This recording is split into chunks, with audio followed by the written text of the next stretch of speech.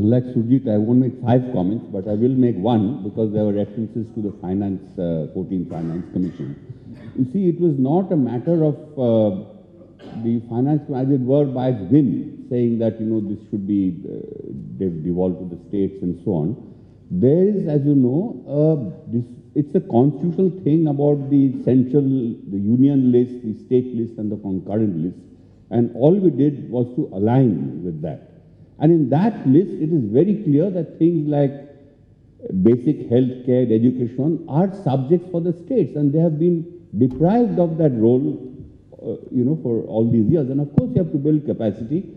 But quite frankly, you look at the fiscal performance of states and union, there is much more fiscal prudence at the state level than the union level.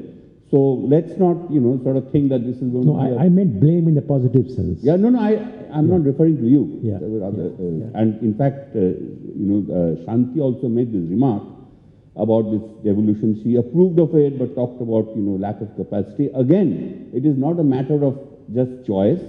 The 46th and 47th Amendment wanted to empower the panchayat institutions, the local government institutions, and it has a list of items, 19 in the case of the panchayat, something 29 for the union, that these are to be given to the local governments. And the Finance Commission gave a grant to incentivize this so that the states actually pass on this money to the panchayats. And of course, there is no capacity. They cannot even make accounts. In fact, one of the conditions on which this money is to go to them is precisely that they will produce 3 years of audited accounts, for which they will have, the states can actually give them money to build up that capacity and so on. I completely agree with Pratap that we really should be investing in capacity. Now, the question that I had, everybody is taking it for granted, including Surjit here, that this, the 3.5% fiscal consolidation is happening. There's an expenditure story, there's a revenue story. How is it happening? The tax revenue projections are quite reasonable, but as I have mentioned to you once before, you look at the non-tax revolution, it is complete pie in the sky.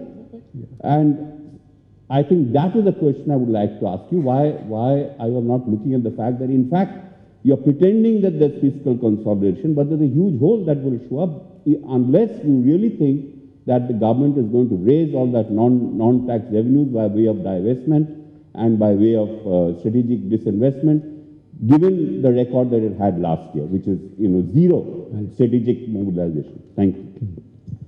I have 2 factual clarifications to start with.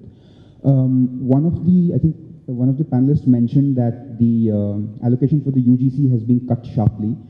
This is not really true. If you look at the demands for grants for the Department of Higher Education, you'll see that it's been split into 2 line items. And if you add them up, that central universities are getting slightly more than they were last year. So there's been a lot of talk as well. I remember Professor Jyoti Ghosh making the same point that, this is a hit at JNU. I don't think this is true. I think this is more of an accounting change, and I think it's responsible for us to not add to the kind of atmosphere by saying JNU is being targeted. That was number 1. Number 2, one of the panelists mentioned that local governments are getting every year 2.87 lakh crore rupees. This was a sleight of hand by the finance minister. In fact, he kind of conflated this year's budget with the 5-year recommendation of the Finance Commission. So including last year and the next 4 years, the GPs are getting 2.87 lakh crores.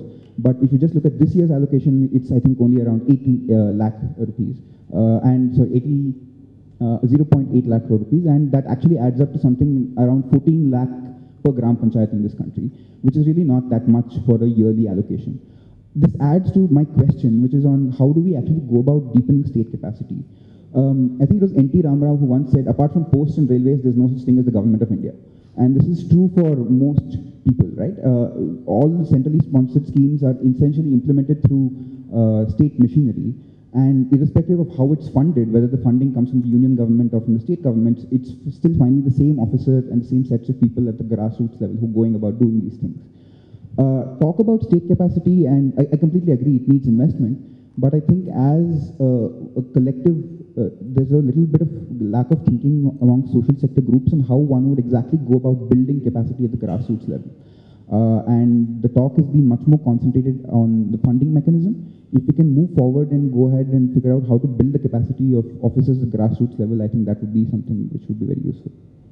Okay. Not a YOY growth story. Spectrum is a demand and supply story. 700 megahertz is not needed by any telecom player at this point of time, apart from Mukesh Ambani. The problem for that whole 99,000 crore number is that whatever iterations you do, or whatever outrageous iterations you do, you cannot arrive at a number which is more than 40,000 crore.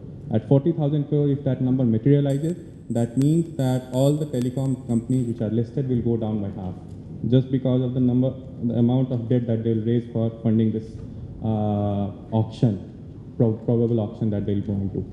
So basically, the point I'm trying to make is, if you add up these two numbers, you're actually starting with a 1% GDP fiscal space, which is already dented. Okay, so you're starting at a number of 4.5. Now let's talk about successes on that. You're talking about strategic sale. We don't know what that fancy term is. You're talking about non-strategic sale. We don't know what will happen. And spectrum, I can say we are the industry, we are from the financial services industry. It's not possible.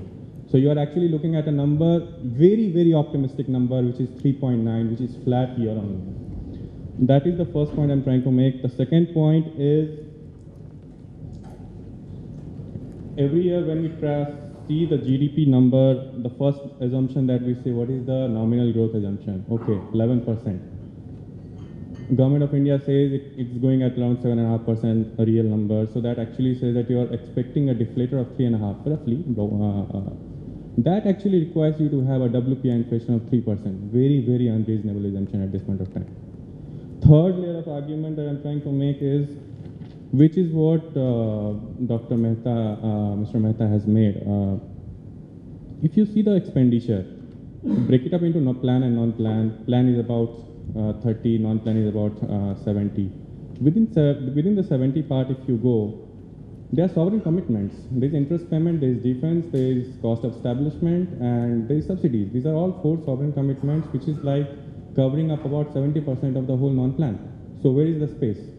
Now the thing is, for the last 3 years, I have been looking for one single comment from the government as to how they are going to tackle about this rigidity in the non-plan expenditure. For the last 3 years, I have been looking at one single comment. I have not seen that one. Okay, I appreciate this this session every year. I really enjoy it, and this time I agree with all 5 of the speakers. Yes. Sorry. Can you hear me? Yeah. Yeah. So I agree with all 5 of the speakers. I agree with Rathin that it's a good thing that the fiscal consolidation path was adhered to. Actually, I think our sense is that India, which has a deficit at the center of about 3 to 3.5% of GDP, and at the states of 3% of GDP, roughly speaking, gives you a deficit of 6 to 7% of GDP, which by international standards is pretty high. So sticking to the path of bringing the deficit down is a good idea. I agree with Dr. Shanthi that social spending is probably too low and should be a bit higher. And I also agree with Shekhar and Rajat that there are important infrastructure, sectoral areas where you need to spend more. So algebraically, that means I agree with Pratap that revenue needs to be higher. And I think that there is a consensus around the room that not direct tax, maybe also indirect tax to some extent, needs to be higher, that India at the general government level collects 18 to 19% of GDP in revenue, and that's a little bit low for a country at this stage of development. How do you get there? I think this is my major disappointment with the budget. The Tax Administration Reform Commission report, the strategy to modernize revenue administration, if it's there, it's buried a bit, and I don't really understand what the plan is to revamp revenue administration. A major report was delivered to the minister last year that proposes, merging the central boards of direct and indirect tax, creating a modern IRS-like revenue authority that would basically modernize the whole way revenue collection is done. And I don't see that agenda being taken forward, and I think it's something that we need to be asking. If I can just ask a couple of quick questions. One, given that the panel, some on the panel, maybe all on the panel, will be thinking about the FRBM revamp that's been proposed by the minister. My first question would be, do we, in the context of thinking about a new FRBM that involves escape clauses and counter-cyclical policy, do we also have an opportunity to revisit the question of whether the target of 6% of GDP is right 3% at the center and 3% at the states. Is it the right target? I think if you look across countries, you can make a strong case that it should be lower than 6% of GDP. So that would be my first. The fiscal deficit. Sorry? The FD. FD, yeah, the deficit of the fiscal deficit at the level of the center and the states taken together. The next question is, nobody really seems to have taken up carefully whether or not whether there's a case to be made for fiscal assumption of public sector bank debt. You know, whether to some extent, the headwinds to growth are coming from this financial sector corporate balance sheet stress problem. And I know that it was discussed a lot before the budget was approved. There is some capital injection in the budget. Personally, I mean, I don't want to sound too Washington consensus-y, but I mean, I think I'm starting to wonder is there a case to be made for bringing the state's share in the banking sector down from 70% of GDP, which is really high by international standards. Should we be thinking about something much lower? And is there a case to be made for revisiting whether this is the way the government, the state of India, wants to tie up its capital? That's a question. And then my last question for Rajat is about the real effective exchange rate, and he made the argument that the real effective exchange rate has been appreciating, which it has been, and therefore, you know, that's having an impact on competitiveness. I agree that there is an issue here, but we didn't discuss the fact that the big question is the inflation differential between India and its trading partners.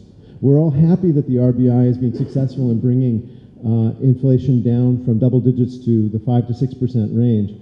But almost all of your key trading partners have inflation below 2. So that means that you're losing 300 basis points of competitiveness every year because you still have inflation that's too high. Okay, so I'll stop there. Thanks. Right, yeah, sure. Just this question and then we'll take the answer. Thank you. Tanya Spisbar from the Australian High Commission.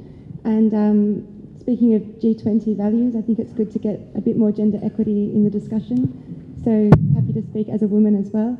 Totally agree with Rajat. I wish you guys would meet together far more often. You'd certainly have an active and happy audience. I was trying to get people as a woman as well. Totally agree with Rajat. I wish you guys would meet together far more often. You'd certainly have an active and happy audience. I was trying to get people excited about my Saturday, but really pleased to see this discussion on the budget amongst you all, so thanks. I had a few specific questions of my own.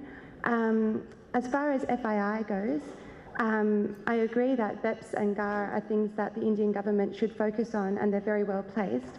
But I'm just wondering, from the perspective of trying to win inflows, what do you imagine the reactions will be by FII, where you have on the one hand an adamant, in the 2014 budget statement by Jaitley and also on Monday, an adamant focus that this government is not about retrospective tax, at the same time issuing tax assessments, then saying, hey, let's waive penalties and let's waive the interest, but you have to pay your tax. What does this mean, you know, when you take into account the model BIT treaty about not wanting ISDS? Is there a rationale that you think works for foreign institutional investors? Secondly, just on the regional idea of trade agreements, including APEC, we talk about investing in capacity. As a government that's also negotiating with India for the CECA, I guess what we've noticed is the Department of Commerce is already really overstretched. The same people that work on negotiating agreements tend to work with a number of other countries. They work on the WTO. I think there are two questions for India. One, can you invest in the Department of Commerce or officials that are engaging in negotiations? And two, what is India's personality in the negotiations? So what is it that India wants to achieve? And I think that needs to be clearer as well. Is this a global power that's really looking to be part of global value chains? Is this a developing country that says the world owes India development? Where is India in this space? And